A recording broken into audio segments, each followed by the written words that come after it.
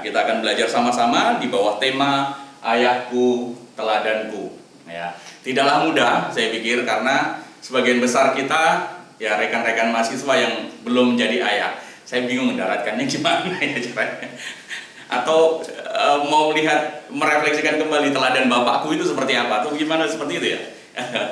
Bapak Ibu jemaat Tuhan yang terkasih, rekan-rekan mahasiswa jemaat Tuhan yang terkasih, bicara tentang keteladanan ayah bukanlah sesuatu yang mudah untuk dibicarakan. Ya, mungkin gampang dibicarakan, tapi dilakukan itu loh, ya seringkali tidak mudah. Ya. Dari beberapa catatan yang saya baca, ada banyak hal kemudian ya anak-anak itu yang kemudian bertumbuh itu tanpa didampingi figur ayah yang tepat. Ya, tentu ada begitu banyak alasan di sana. Mulai dari perceraian, ya, mulai dari tidak ada kedekatan emosional antara ayah dan anaknya, lalu kemudian ayah itu terlalu sibuk ya mengejar karirnya dan seterusnya. Dan ini berdampak buruk terhadap perkembangan anak sendiri. Ya, dalam salah satu riset yang saya temukan, ya, kalau rekan-rekan pernah melihat channelnya The Fatherless Epidemic, ya, di sana akan terlihat next. Ya, bagaimana ya ketidakhadiran ayah itu berdampak besar langsung terhadap tingginya angka kejahatan, terhadap tingginya depresi, terhadap rendahnya prestasi akademik bahkan. Ya, nah rekan-rekan di Amerika sendiri, ini belum dunia secara keseluruhan. Di Amerika sendiri sekitar 18,3 juta belum. Ya, 18,3 juta anak-anak yang hidup tanpa figur ayah, ya, itu mengalami banyak hal yang kemudian dialami, banyak hal masalah yang dialami. Ya, di sana ada sekitar 18,3 juta anak yang hidup tanpa didampingi figur ayah. Ya, bukan sosok yang memang mungkin ada ayah di sampingnya, tetapi faktanya mereka merasa tidak memiliki ayah bersama-sama dengan mereka. Ya, baik itu ada figur ayah kandung, ayah tiri, ayah angkat dan seterusnya. Next. Lalu kemudian di antara 80% di antara ya remaja yang ada di penjara anak-anak, penjara remaja, dan terlihat bahwa datang dari keluarga yang tanpa memiliki figur ayah yang tepat. Ya, tanpa sosok ayah. Next. Sehingga 279% juga kemudian di antara orang-orang ya di antara mereka itu lebih tinggi kemudian menggunakan narkoba, lalu kemudian menggunakan senjata api secara ilegal dan seterusnya. Ya. Next. Lalu kemudian satu juga dari 3 ya kehamilan remaja yang tanpa figur ayah, ya, ini berakhir dengan aborsi. Ya. Ironis. Lanjut. Lalu kemudian 63 korban ya bunuh diri remaja itu juga dikatakan datang dari figur yang ya tanpa adanya figur ayah di dalam rumahnya. Ya. Ini baru dari satu sumber. Next. Ada sumber lain dari fatherhood.org, itu The Fatherless Epidemic yang tadi. Next ya. Lalu kemudian ada dari sumber The Fatherhood.org, ya, itu sama-sama kira-kira. Anak yang kemudian tanpa hadirnya figur ayah itu 4 kali lebih besar akan mengalami ya kemiskinan, 2 kali lebih besar mengalami ya risiko ya kematian bayi di dalam keluarganya mereka. Kayak tadi ada aborsi dan terusnya. Lalu kemudian 7 kali lebih besar mengalami ya kemungkinan hamil di saat kemudian remaja, 2 kali lebih mungkin mengalami obesitas dan kemudian putus sekolah. Nah, ini data ya dari fatherhood.org. Nah, dari sini kita lihat betapa pentingnya figur ayah itu di dalam keluarga, ya, khususnya bagi anak-anak. Next. Ya. Bayangkan kemudian kalau ada anak laki-laki atau siapa anak perempuan yang tumbuh kemudian tanpa ayah. Ya, tidak adanya figur ayah. Mungkin tidak ada ayah kandung, tetapi kan seringkali Tuhan itu tunjukkan ada figur lain, ya. guru dan lain sebagainya, yang menjadi figur ayah bagi dirinya. Tetapi orang yang tidak memiliki figur ayah sama sekali, ya, lalu kemudian tidak ada yang kemudian dicontoh dari hidup orang itu, maka di usia remaja dia mulai mencari circle, ya. Di usia remaja dia mencari mulai mencari figur yang kemudian keliru. Ya, kalau kemudian circle-nya benar, kalau circle-nya pertemanan, ya, mencari figurnya adalah figur yang keliru, masuk ke geng motor, lalu kemudian ya narkoba dan seterusnya. Nah, ini akan menjadi masalah. Ya. Karena itu betapa pentingnya dunia, ya, anak-anak itu memerlukan figur ayah, ya. Tapi yang sering kali kita lihat, banyak ayah, ya, yang ada di rumah, memang sih ada, tetapi sepertinya tidak pernah benar-benar hadir sebagai ayah. Mereka tidak pernah duduk sama-sama bersama anak mereka. Mereka, kalaupun ada duduk bersama-sama, cuma sekilas saja. Anak menunjukkan prestasi akademiknya, anak, oh ya, cuma begitu saja. Bapak kembali ke kesibukannya dan seterusnya. Ya. Mata anak, ya, mata bapak hanya terpaku ke layar gadgetnya. Ya. Fisik memang ada bapaknya, tubuh memang ada bapaknya, tetapi hatinya nggak tahu kemana. Ya. Mungkin saja gitu, itu juga yang kita alami sama-sama. Secara fisik mungkin ayah kita memang ada, ya. Kita memang bertemu dengan dia sebagai anaknya, saling sapa dengan dia sebagai anaknya. Tetapi secara emosional mungkin tidak ada ikatan yang kuat kita dengan ayah-ayah kita. Nah, sekarang kita akan lihat sama-sama. Apakah kemudian kita perlu ya belajar dari tokoh-tokoh Alkitab tentang keteladanan seorang ayah tadi? Betulkah mereka, tokoh-tokoh Alkitab ini, bisa menjadi teladan? Nyatanya enggak juga. Ya. Imam Eli misalnya, ya, dia tidak menegur dengan tegas terhadap dosa yang dilakukan anak-anaknya. Ya. Ya. Anak-anaknya rakus. Anak-anak itu makan persembahan yang kemudian tidak boleh dimakan oleh imam karena harus persembahkan kepada Tuhan. Itu jatahnya itu beda. Tetapi apa? Mereka kemudian memakannya. Hasilnya apa? Tuhan murka dengan anak-anak Imam Eli, ya. Anak-anaknya dibuat mati dalam peperangan, ya. Tabut perjanjian, tabut Allah yang harusnya bisa mereka jaga kemudian dirampas oleh musuh, dan Tuhan pada akhirnya juga menghukum Eli dan keturunannya. Itu gara-gara ayah yang tidak tegas menasihati. Figur ayah yang kemudian hanya mengasihi tapi tidak kemudian tegas, ya, tentang dosa yang harus diingatkan. Ya, hasilnya kalau kita baca di dalam Kejadian 1 Samuel 2 sampai 1 Samuel 4, ya, di sana kita lihat bagaimana anak-anak Eli itu harus ngemis-ngemis pelayanan hanya untuk mendapat makanan. Hanya untuk mendapat sepotong roti, dia harus ngemis-ngemis pelayanan. Jangan lupa, itu adalah bagian dari hukuman. Dan saya selalu ingatkan kepada mahasiswa-mahasiswa saya, ya, ini juga ada Nobel dan Edi, ya, kalau kemudian, ya, haruslah hati-hati, jangan pernah mengemis-ngemis pelayanan, ya. Jadi hamba Tuhan jangan pernah ngemis-ngemis pelayanan, karena di Alkitab ngemis-ngemis pelayanan itu bagian dari hukuman. Contohnya di mana?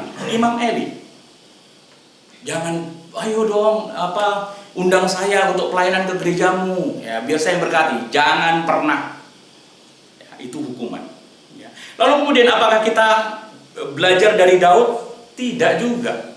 Daud nyatanya gagal mendisiplinkan anaknya. Lihat hasilnya, anaknya Amnon memperkosa saudaranya si Tamar. Absalom, ya, membalas dan melakukan pemberontakan terhadap Daud. Lalu kemudian ada Adonia yang kemudian mencoba mengkudeta tahta si Daud, ya. Ini juga sama, mirip-mirip saja, ya. Kalau kemudian hanya menjadi bapak yang hanya mengasihi, memanjakan dan seterusnya tanpa mendisiplinkan, ya hasilnya seperti ini juga, menghancurkan. Sama seperti anak Imam Eli tadi, yang hanya mengasihi tapi kemudian tidak tegas, ya, tentang dosa, ya, tidak tegas kemudian mendisiplinkan mereka. Hasilnya apa? Tuhan murka terhadap dia dan berdampak terhadap bukan hanya keturunannya tapi juga bangsa yang kemudian dipimpinnya. Bagaimana dengan Yakub? Sama saja, ya. Terlalu memihak kepada Yusuf, akhirnya ya keluarganya itu pecah, ya, dalam tanda petik ya. Walaupun pada akhirnya Yusuf pun bilang, ya, memang apa yang kamu rancangkan itu dipakai Tuhan untuk rancangan kebaikan. Ya, rancangan buruk, ya abang-abangnya nyatanya dipakai Tuhan untuk merancangan kebaikan kepada bangsa yang jauh lebih besar. Tetapi kita melihat dari figur Yakub, ya Yakub terlalu kemudian mengasihi Yusuf dan seterusnya, ya berdampak terhadap keluarganya. Lalu bagaimana dengan Samuel? Sama. Apakah kita bisa meneladani Samuel sebagai ayah? Tanda tanya juga. Faktanya apa? Ya. Samuel memang orang yang sejak kecil tunduk kepada Tuhan, takluk kepada Tuhan, taat kepada Tuhan. Tetapi sama seperti Imam Eli, ya anak-anaknya pun tidak hidup di dalam takut akan Tuhan. Akhirnya apa? Orang menolak ya kehadiran Samuel sebagai hakim.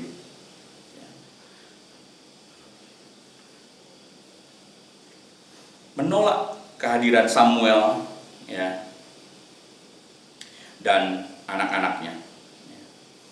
Dan inilah transisi antara sistem ya hakim kemudian menjadi raja. Kalau sistem hakim itu tidak hanya bicara soal kemudian mengadili perkara. Era waktu itu adalah hakim juga bertugas sebagai seorang pemimpin umat, dan mereka adalah perwakilan dari Tuhan yang ada di dunia. Artinya Tuhan secara teokratif itu memimpin umatnya melalui para hakim tadi itu. Jadi ketika Samuel ditolak, memang Tuhan bicara, ya bukan kamu yang ditolak, tetapi aku. Tetapi Tuhan ditolak, sistem kehakiman ditolak dan kemudian diminta menjadi sistem kerajaan ya oleh umat Israel. Itu karena anak-anaknya Samuel. Dan ada peran Samuel di sana yang tidak bisa mengajarkan dengan baik anak-anaknya. Belum lagi Manasye, belum lagi banyak. Artinya apa? Tidak ada satu orang pun tokoh Alkitab itu yang sempurna sebagai seorang ayah. Tapi nyatanya Tuhan juga tetap pimpin mereka. Begitu juga tokoh Nuh yang kemudian kita sudah baca tadi itu. Ya. Dan Alkitab pun juga sangat jujur tentang Nuh ini. Next. Ya. Apakah Nuh orang hebat? Betul, Nuh orang hebat. Tetapi lihat, kalau kita baca di dalam Kejadian 9 ya 20 sampai 25, setelah ya kemudian kapal itu bersandar, setelah air bah itu surut, ya Nuh kemudian menjadi petani. Ya, dia adalah bapak petani anggur pertama. Ya. Tapi setelah itu mendapatkan hasil, apa yang dilakukannya? Mabuk. Lihat, apakah Nuh orang sempurna? Tidak. Ada celah juga. Tetapi sebagai ayah, setidaknya kita bisa melihat teladan dari seorang Nuh. Ya. Nah, sebelum kita melihat teladan, next, saya mengajak kita melihat konteks hidup Nuh dulu. Ya. Bagaimana gambaran dosa di era Nuh itu betul-betul luar biasa. Kejadian 6 ayat 5 menyebutkan, ketika dilihat Tuhan bahwa kejahatan manusia besar di bumi dan bahwa segala kecenderungan hatinya selalu membuahkan kejahatan semata-mata. Lihat, kecenderungan hatinya membuahkan dosa. Kecenderungan hatinya membuahkan kejahatan. Jadi keinginan hatinya selalu membuahkan kejahatan. Itulah konteks orang-orang di zaman Nuh. Kejahatan tentu saja merajalela, ya. Kalau kemudian kita membaca Kejadian 4, ada keturunan Kain, lalu kemudian kejadian berikutnya ya, ada keturunan Set. Nah, kedua keturunan ini kemudian saling menikah dan seterusnya, ya. Dan inilah yang ditentang oleh Tuhan, ya. Inilah yang ditentang oleh Tuhan. Pada akhirnya, ya, Tuhan membinasakan seluruh keturunan mereka, ya. Dan Tuhan hanya mau menyelamatkan keturunan dari keturunan Set, ya. Ini kalau kemudian saya bicara di dalam doktrin kalau ngajar mereka Nobel ini bicara progresif soteriologi, ya. Keselamatan yang progresif. Bahkan sejak awal pun Tuhan itu sudah melakukan pemilihan. Kepada siapa? Tuhan faktanya menghilangkan seluruh keturunan Kain. tidak menyisakan keturunan Kain, dan Tuhan hanya menyelamatkan keturunan siapa? Keturunan Set. Ya, Nuh keturunan siapa sih? Nuh keturunan Set. Yang diselamatkan keturunan Nuh berapa orang? Ya hanya keluarganya Nuh saja. Seluruh keturunan Kain dihilangkan. Betapa sejak awal pun Tuhan sudah melakukan pemilihan kepada orang-orang tertentu. Waktu itu kekerasan itu menjadi sesuatu yang menjadi hal yang biasa. Rusaknya moral itu menjadi hal yang biasa saja. Dan ini juga menegaskan betapa kerusakan total dosa itu sudah begitu meluas dampaknya di era itu.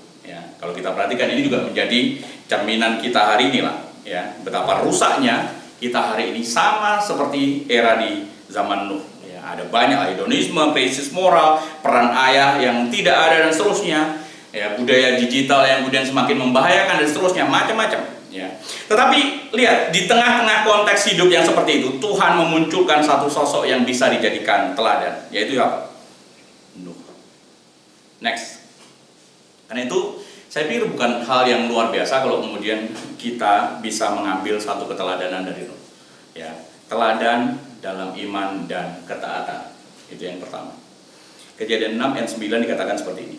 Nuh adalah seorang yang benar dan tidak bercela. Lihat ya, benar dan tidak bercela di antara orang-orang sezamannya. Dan Nuh itu hidup bergaul dengan Allah. Kejadian 6 tadi ditunjukkan kita bagaimana kegelapan moral manusia, moral hancur, kekerasan menjadi gaya hidup mereka, lalu kemudian kejahatan dianggap bukan pelanggaran tapi hal yang biasa, bahkan membudaya, kejahatan dianggap wajar dan seterusnya. Mungkin kalau kita dibahasakan sama era kita, semua orang kan juga melakukan, Pak. Jadi saya melakukan itu wajar-wajar saja, kira-kira gitu. Nah, tetapi di tengah generasi yang demikian bejat, Tuhan menemukan satu pria, yaitu Nuh. Seorang ayah, seorang suami, seorang yang pribadi, mungkin yang kita lihat tadi tidak sempurna, tetapi dikatakan dia adalah orang yang benar. Dikatakan dia adalah orang yang bergaul dengan Tuhan. Betapa tidak mudahnya seorang Nuh itu menjaga hidup benar di tengah lingkungan yang tidak benar. Betapa tidak mudahnya Nuh itu menjadi seorang ayah di zaman yang semua orang jahat, semua nilai yang baik itu rusak, semua penuh dengan kekerasan dan hawa nafsu dan seterusnya. Tetapi Nuh bisa menjaga dirinya dengan baik.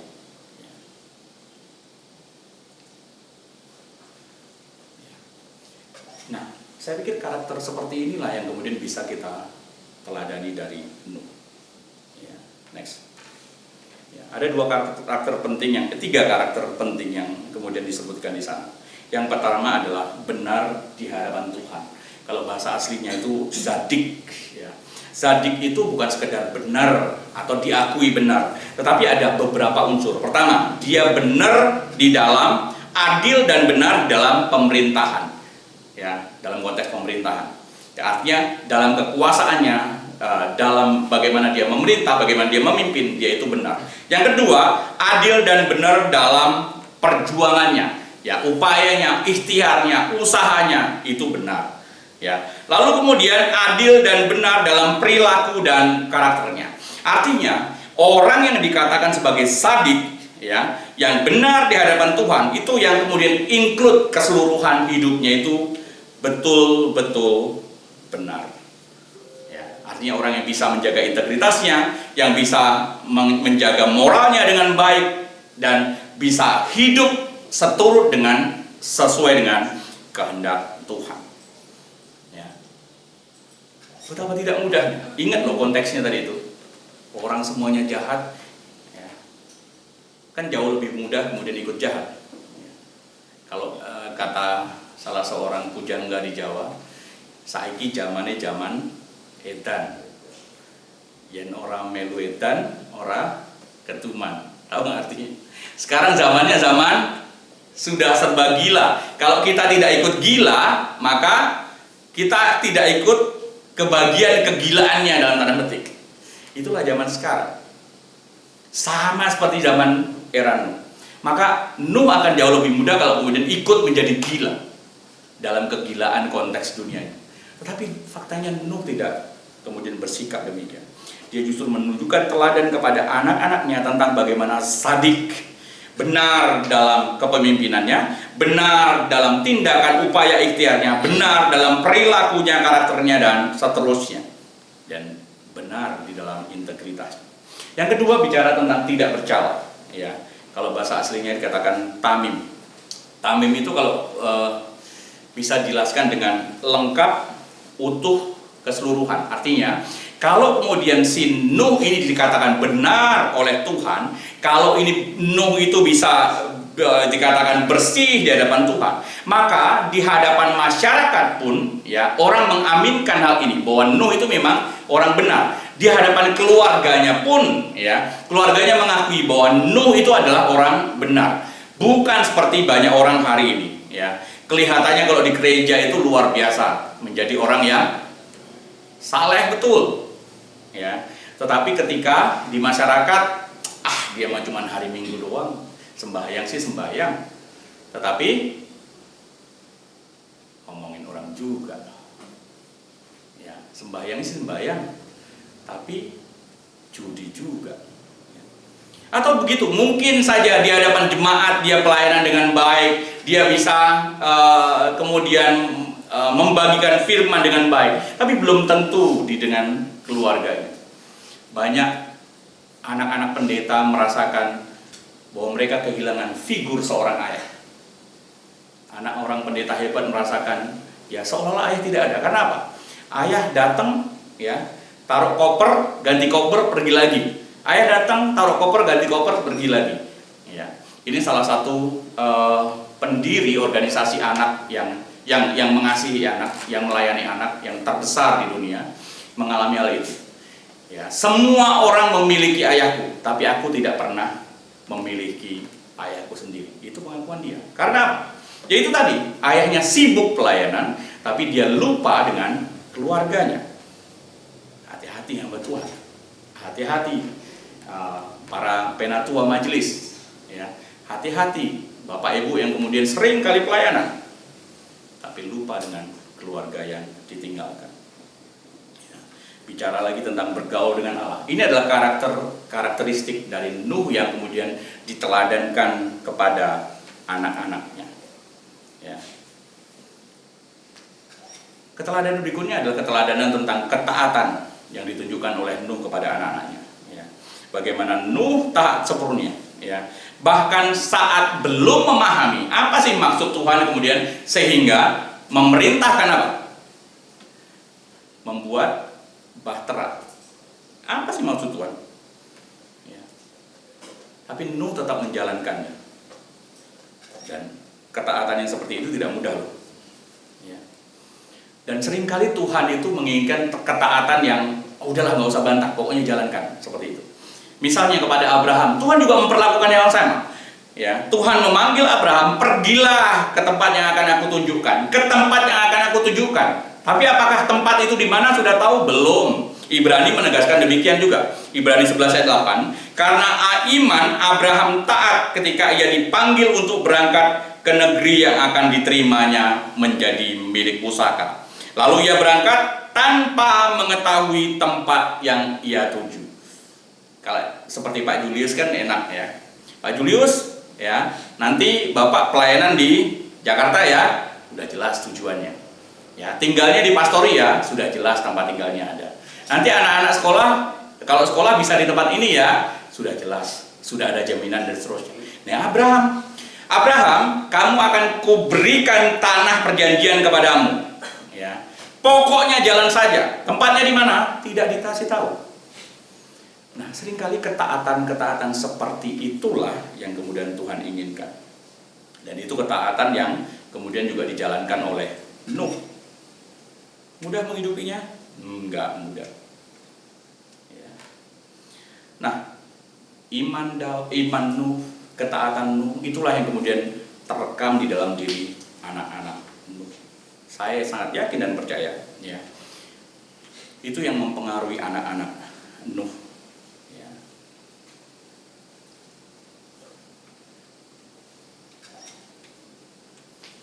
Dampaknya apa? Nuh bukan hanya menyelamatkan dirinya dengan iman dan ketaatannya, tapi Nuh juga menyelamatkan keluarganya. Kejadian 7 ayat 1 menyebut demikian. Masuklah ke dalam bahtera itu, engkau dan seisi rumahmu, sebab engkaulah yang kulihat benar. Keimanan dari seorang Nuh berdampak terhadap keselamatan bagi keluarganya.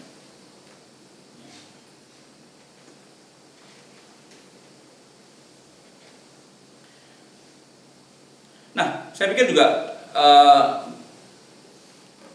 ini juga mempengaruhi kepada anak-anaknya, karena anak-anaknya itu menjalankan proyek ketaatan itu bersama-sama dengan Nuh. Ya.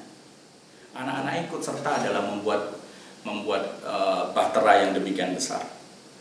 Kita nanti akan lihat berapa lamanya dan apakah mudah. Ya, seringkali tidak mudah. Ya. Tetapi anak-anak Nuh kemudian tidak pernah membantahnya. Tidak dicatat dalam kitab bahwa anak-anak Nuh kemudian kabur, tidak mau ikut Nuh, ya, membuat bahtera dan seterusnya. Dan saya pikir karena anak-anak Nuh percaya dengan iman dari bapaknya, dengan ketaatan dari bapaknya. Rekan-rekan mahasiswa, ya, Bapak Ibu kasih, kalian, ya, kita semua mungkin, ya, sebagian besar kita belum jadi ayah. Tapi jangan lupa, keputusan kita hari ini tentang bagaimana kita harus bersikap, harus jujur, ya, kita memilih untuk berintegritas, kita memilih untuk beriman kepada Tuhan, itu sangat mempengaruhi, ya, keturunan kita mendatang. Itulah yang akan membentuk siapa kita dan pemimpin yang seperti apa kita di masa mendatang. Ingat konteksnya dari Nuh tadi itu. Satu pria saja, satu ayah saja yang kemudian beriman, itu menyelamatkan siapa? Satu generasi yang luar biasa. Menjadi benar walaupun sendirian, tidak bercela, ya. Walaupun kemudian dunia penuh kepalsuan dan seterusnya. Tidak mudah menjadi ayah yang beriman seorang diri di tengah dunia yang kemudian tidak pernah. Tapi gara-gara imannya Tuhan menyelamatkan dia. Gara-gara imannya Tuhan izinkan dia masuk ke dalam bahteranya. Dia dan keluarganya. Itu yang pertama. Keteladanan yang kedua yang bisa kita lihat sama-sama adalah keteladanan dalam ketekunan dan kesabaran. Ya, lihat gambar itu.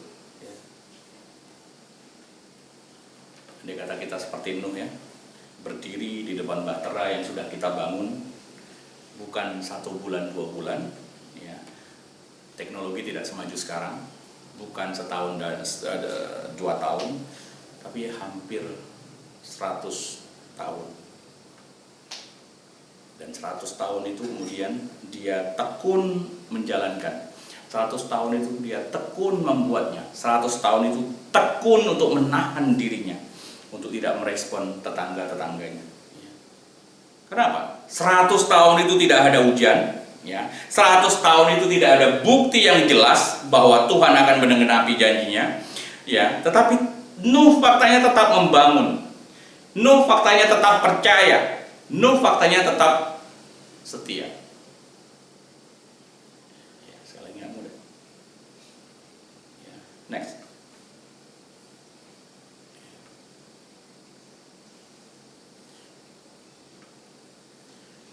Nuh tetap bekerja, ya, meskipun diejek.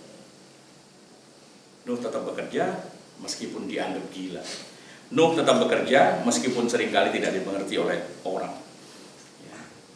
Bayangkan 100 tahun kemudian dia membuat dan setiap hari juga diejek tetangganya. Ya. Ngapain kau bangun-bangun bahtera di tengah daratan seperti ini? Ya. Jauh dari lautan seperti ini. Ya. mungkin dia dijauhi oleh tetangganya, ya, mungkin sesekali mungkin ya hatinya ingin menyerah, tapi hal itu tidak dilakukannya. Ya. Tetapi faktanya kan dia tidak berhenti. Ya. Faktanya dia tidak berhenti. Ya. Dia terus bekerja, ya. Dia terus pasang kayu, dia terus percaya janji Tuhan, dan seterusnya dan seterusnya. Bapak Ibu yang terkasih di dalam Tuhan, ya, inilah bentuk ketekunan yang luar biasa dari seorang, bentuk kesabaran yang luar biasa dari seorang, dan dampaknya tentu saja besar bagi anak-anaknya. Ya, anak-anak belajar iman yang bukan hanya percaya, tapi butuh proses menghidupinya. 1 tahun dia melihatnya, 100 tahun dia menyaksikan mereka bekerja tanpa lelah dan seterusnya. Ya, 100 tahun dia dan anak-anaknya melihat proses itu tanpa melihat janji-janji Tuhan yang akan dibukakan dengan jelas kepada mereka dan seterusnya. Anak-anak menyaksikan bagaimana ayah mereka juga tidak frustasi menghadapi itu semua. Coba kalau kemudian misalnya Nuh kurang sabar orangnya, ya, marah sekali setiap minggu, ya, karena ya, proyek yang diminta anaknya selesaikan tidak diselesaikan juga. Lalu kemudian menyalah-nyalahkan anaknya, ya, karena lambat membantu dan seterusnya. Lalu kemudian frustasi karena dia tetangga dan seterusnya. Nah, kalau itu yang ditunjukkan oleh Nuh, maka bukan tidak mungkin anak-anaknya akan belajar tentang emosi yang membuat dia menjadi gampang menyerah, menjadi anak-anak yang gampang menyerah, menjadi anak-anak yang mudah marah, yang merespon, yang sumbu pendek kata orang. Ya. Tapi faktanya Nuh tidaklah demikian. Ya. Nuh hidup dalam kesabaran, menahan diri, tidak mudah bereaksi dengan ejekan, ya, dan tetap mengandalkan Tuhan. Itulah yang kemudian diwariskan oleh Nuh. Bapak Ibu rekan-rekan mahasiswa dan jemaat Tuhan, ya, beriman itu butuh proses, ya. Seringkali tidak mudah berproses itu di dunia yang serba instan seperti sekarang. Tidak mudah mengajarkan tentang proses beriman kepada anak-anak kita yang seringkali mudah mendapatkan informasi dari manapun, dari AI dan seterusnya. Tidak mudah mengajarkan bersabar yang setiap kali anak-anak itu mudah mendapatkan. Ya. Zaman dulu kalau kita mau sesuatu kan harus tunggu uang ngumpul. Kalau sudah ada uang pun membelinya pun perlu moda transportasi. Ya, kalaupun ada moda transportasi kan nggak bisa 1 jam 2 jam mendapatkannya. Misalnya mau beli bakso, ya harus naik angkot dulu baru bisa dapatkan bakso. Hari ini budaya instan ini betul-betul luar biasa. Tinggal klik, ya, cilok datang kan semalam. Tinggal klik, cilok datang, ya kan? Betapa mudah. Nah, gampangnya gini. Kalau anak-anak kita sedang main HP dan kemudian internetnya kita matiin atau pulsanya habis, responnya lihat seperti apa? Sudah kebingungan luar biasa. Ya. Tidak mudah diajarkan untuk bersabar kepada anak-anak atau generasi yang seperti ini. Tunggu, Bapak tidak punya uang, enggak bisa. Tunggu, Bapak beli pulsa dulu, enggak. Harus hari itu, hari jam itu, detik itu pulsa, kalau udah habis harus langsung ada isinya lagi dan seterusnya. Ya. Lalu bagaimana mengajarkan iman yang berproses kepada anak di generasi sekarang ini yang serba instan tadi? Ya lagi-lagi tidak mudah. Ya.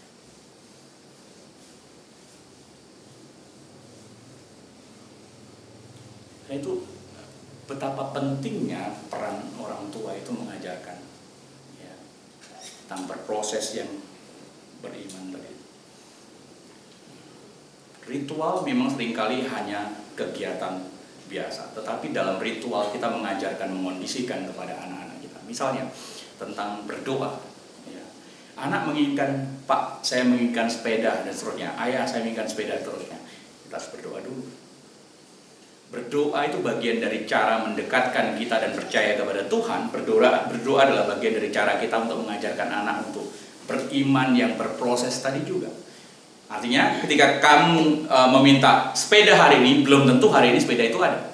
Tapi tunggu, minta ya kepada Tuhan, berdoa kepada Tuhan untuk bisa mendapatkan. Itulah iman yang berproses.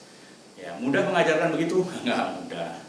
Belum tentu, belum lagi bicara tentang anak yang tantrum dan seterusnya. Itu bikin sakit kepala. Jangan-jangan kalian juga tantrum dulunya kalau minta sesuatu, enggak kan?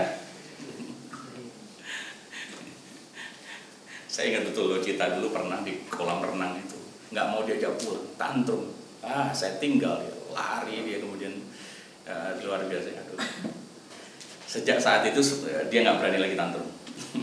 Artinya tantrum bukan lagi menjadi senjata buat dia untuk meminta sesuatu. Ya.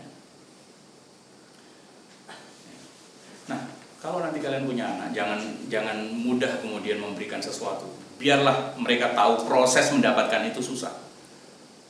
Ya, dengan begitu kita sedang mengajarkan iman yang berproses tadi itu. Next, yang terakhir. Ya. Oke, next. Betapa pentingnya mengajarkan iman dengan perbuatan. Itu yang diteladankan Nuh kepada kita. Sebenarnya jujur ya. Kalian lebih senang mana? Orang yang omdo atau yang menjalankan omongannya? Hah? Menjalankan omong. Seringkali kan enak kan kita ngeliat omong doang kan? Omdo tahu kan? Orang yang cuma ngomong tapi nggak dilakukan juga. Ya. Kalian lebih senang mana? Orang yang pandai berkhotbah atau yang menjalankan khotbahnya? Yang kedua, dua-duanya. Yakin? Seringkali kita melihat enak kalau kemudian ada pendeta cuma ngomong doang di mimbar kan, tapi nggak bisa menjalankan. Betul nggak sih? Nggak usah gitulah, nggak usah pendeta. Kalian di asrama aja dulu, ya. Kalau kemudian ada temanmu mimpin renungan, kita tahu apa yang dibawakannya itu nggak sesuai dengan dirinya hari-harinya. Kita enak nggak? Enak kan? Itulah. Ya. Dia ngomong tentang jangan mudah marah, tapi kita tahu bahwa tiap hari dia ngelaporin kita dengan marah-marah, nyatet kita dengan poin-poin dan seterusnya. Aduh. Kita lebih senang mana sih sebenarnya? Ayah yang memerintahkan melulu anaknya, ya, tetapi tidak memberikan contoh bagaimana menjalankannya. Karena itu kita tegaskan di dalam Timotius, jangan cuma sekedar ngomong, jangan cuma sekedar berkhotbah. Awasi dirimu, awasi ajaranmu. Jangan sampai setelah kita kemudian memberitakan Injil, memberitakan sesuatu yang baik, lalu kemudian kita ditolak oleh orang. Nah, orang-orang yang seperti ini kebalikan dari Nuh. Nuh itu tidak hanya bicara tentang iman, tapi sebenarnya dia itu adalah menunjukkan iman melalui tindakannya. Ya, nggak mudah loh 100 tahun kemudian beriman, percaya kepada janji Tuhan. Nggak mudah 100 tahun itu ya kemudian menanti-nanti janji Tuhan. Tidak mudah 100 tahun itu menahan emosi, menahan kemudian untuk tidak membalas mengejek, ya, membalas ejekan kepada mereka.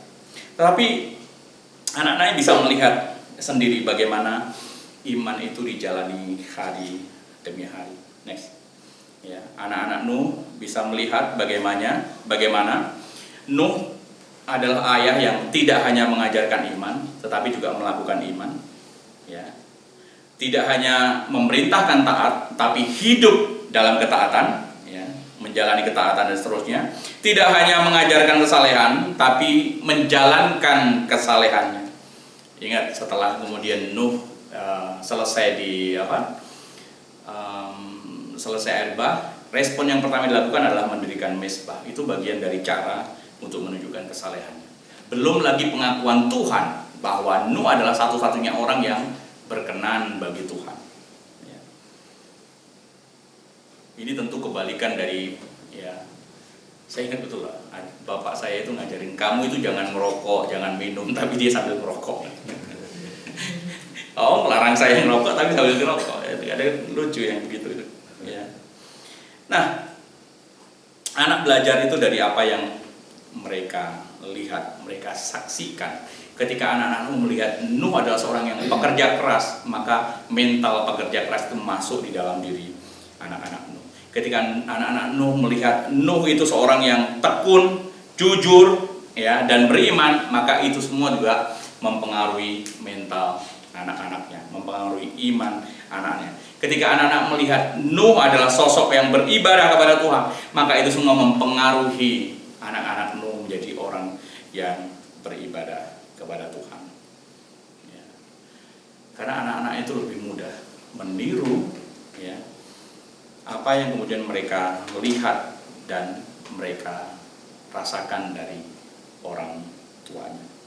Karena itu benarlah kata firman Tuhan, maka jadilah kitab yang terbuka, ya, yang bisa dilihat orang, ya. Kalau memang betul kita ini adalah orang yang mengasihi Tuhan, maka tunjukkan bahwa diri kita ini pantas, ya, disebut orang yang mengasihi Tuhan.